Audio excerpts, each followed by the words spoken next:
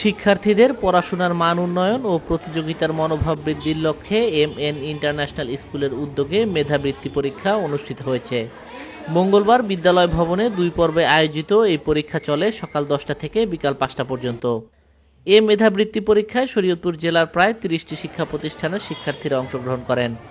আয়োজকদের মতে এ ধরনের বৃত্তি পরীক্ষা শিক্ষার্থীদের মেধা বিকাশে গুরুত্বপূর্ণ ভূমিকা রাখার পাশাপাশি পড়াশোনার প্রতি আগ্রহ ও প্রতিযোগিতামূলক মনোভাব তৈরি করবে। MN ইন্টারন্যাশনাল স্কুল 2024 সাল থেকে এই মেধাবৃত্তি কার্যক্রম চালু করে।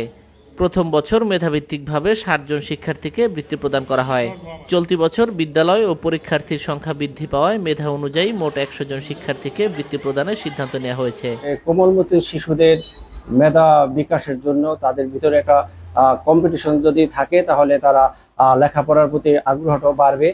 করোনার কারণে আমাদের দেশে যেই সরকারি বৃত্তিগুলো ছিল এগুলো এখন সেগুলো সেভাবে পরিচালনা হচ্ছে না। তাই মনে করলাম যে শিশুদের মাঝে যদি আমরা বেসরকারিভাবে যদি একটা বৃত্তি আয়োজন করি তাহলে বাচ্চারা লেখাপড়ার প্রতি আরো আগ্রহ জাগবে। তো এই চিন্তা করে আমরা গত বছর থেকে এই বৃত্তি আয়োজন করছি। 2025 সালে অনুরূপ এই বৃত্তি পরীক্ষায় স্কুলের সংখ্যাও অনেক বেড়েছে এবং এবার আমরা 100 জন ছাত্রছাত্রীদের মধ্যে এই বৃত্তি প্রদান করব।